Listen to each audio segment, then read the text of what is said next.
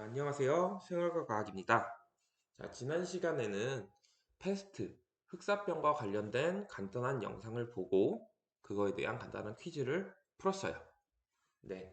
오늘 그것을 왜 했냐면 오늘 배워야 할 부분이 지난 시간에 배웠던 질병의 진단과 치료, 그 두 번째 목차인 질병과 인류의 역사 파트이기 때문에 패스트균은 인류의 역사에 가장 큰 영향을 준 엄청나게 무서운 병이었어요.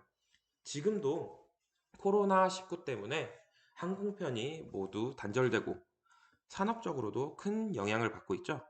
그런 것처럼 오늘 배우게 될 질병이 인류 역사에 어떤 변화를 주었는지 조금씩 알아보는 시간을 가져볼게요.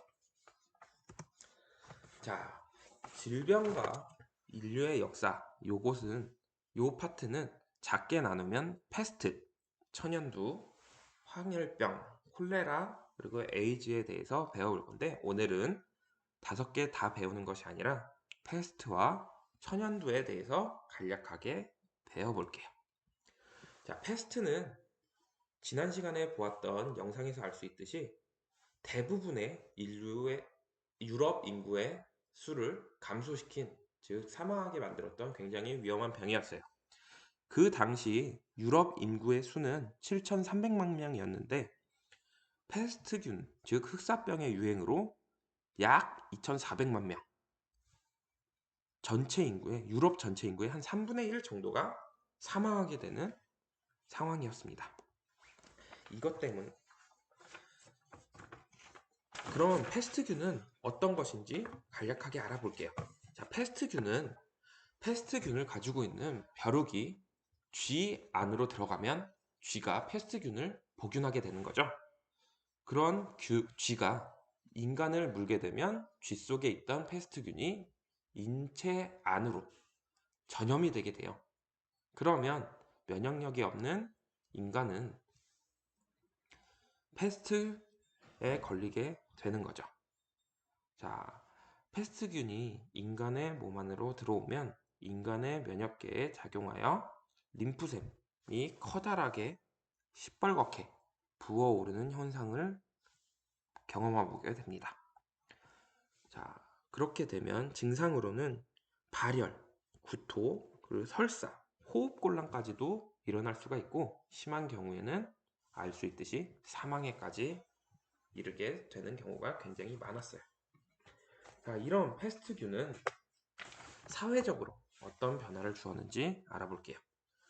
7,300만 명 중에 거의 대부분의 인구가 농업사회였기 때문에 소작농이라는 직업을 가지고 있었을 거예요.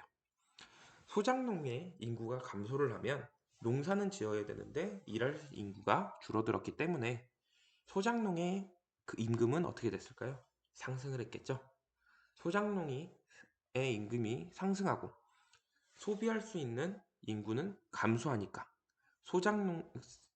소비자가 줄어들고 돈을 가지고 있었던 지배계층이 보유하고 있는 재산이 줄어들면서 소비는 감소를 하게 됐어요. 소비가 감소를 하니까 물가는 하락을 했겠죠. 그럼 원래 비쌌던 것들이 감소를 하게 되고 또 패스트로 죽었던 사람들이 가지고 있던 땅이나 재산이 굉장히 싼 값에 시장에 나오게 되겠죠. 그러면 이것을 시골과 도시에서 새롭게 등장한 중산계층인 사람들이 싼 값에 사들이는 현상이 발생을 했어요. 이때 사들인 물품을 나중에 되팔면서 자본주의의 태동이 발생하게 되었습니다. 이것 말고도 의학적으로도 굉장히 큰 변화가 있었는데요. 1348년 중세시대에는 신성이 굉장히 중요하던 시대였기 때문에 인체 해부는 거의 금기시 되어 있었던 상황이었어요. 하지만 너무 많은 사람들이 죽게 되고 이를 해결하기 위해 1348년 인체 해부 금지를 해제합니다. 해부를 하기 시작한 거죠. 그래서 패스트의 원인을 알려고 시도를 했고 이러한 시도가 현대 의학적으로 접근하는 계기가 되었다고 하네요. 이 이후에도 1894년 홍콩, 1994년 인도에서 패스트가 발생을 하였고 1995년에는 모든 항생제에 대선을 지닌 변종 패스트가 마다가스카르에서 나타났다고 해요. 이 이후에 추가적인 지속적인 연구로 감염된 쥐를 근절하면서 병의 발생을 감소시켰다고 합니다. 자, 그 다음 질병으로는 천연두인데요. 자, 천연두는 교과서를 보면 알겠지만 몸에 뾰루지 같은 굉장히 물집과 같은 것들이 굉장히 많이 나타나는 병이에요. 요 천연두는 바이러스에 의해 감염된 질병이고 이 질병에 걸리게 되면 고열과 두통, 그리고 사진에서 알 수 있듯이 뾰루지와 같은 작은 물집이 얼굴에서부터 온몸에 전파를 하게 돼요. 이 전염두 때문에 도시별로 조금씩 다르겠지만 감염자 중 적게는 30%, 많게는 90%의 인구가 사망을 하게 되었습니다. 생존한다고 해서 온전한 것이 아니라 생존 시에도 곰보와 같은 자국, 그리고 눈이 보이지 않는 실명에 이르는 경우도 굉장히 많았다고 해요. 자, 천연두는 왜 생겼냐면 천연두는 원래는 유럽인들이 가지고 있던 균이에요. 바이러스였죠. 근데 이 바이러스에 내성이 있었던 유럽인들은 크게 어려움 없이 이겨낼 수 있었지만 요 바이러스가 인디오들에게 전달되면서 인디오들에게 굉장히 큰 피해를 주게 됐어요. 스페인 사람들이 천연두를 가진 사람이 가지고 있던 담요가 인디오들에게 선물을 주면서 내성이 없던 인디오들은 천연두에 쉽게 걸리게 되었어요. 그래서 1, 2년 사이에 어떤 지역 인구의 아까 얘기했듯이 90% 이상이 사망을 하게 되는 경우가 나타났죠. 그래서 다시 정리를 하면 천연두에 대한 면역력이 있는 유럽인들이 면역력이 없는 인디오에게 접근하면서 물론 이것을 노리고 한 것은 아니었을 수도 있지만 인디오들에게 피해가 극심했다고 해요. 현재는 제너 등의 이건 사람 이름이에요. 교과서에 나와 있어요.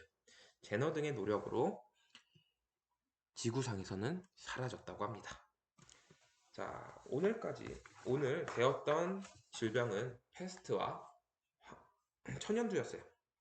다음 시간에는 황열병, 콜레라, 에이즈에 대해서 간단하게 알아볼 테니 한번 이 뒤에 나와 있는 간단한 퀴즈 풀면서 오늘 수업 마무리할게요. 수행평가는 공지사항에도 올렸지만 정상 등교 이후에 논술형으로 진행하려고 해요. 네, 그러니까 그 논술 수행평가의 범위는 그때까지 배우게 된 생활과학 영역이 되겠습니다. 그러니까 책 읽듯이 가볍게 읽어주시면 나중에 수행평가에도 큰 도움이 될 것 같아요. 자, 지금까지 수고 많으셨습니다. 다음 시간에 뵐게요.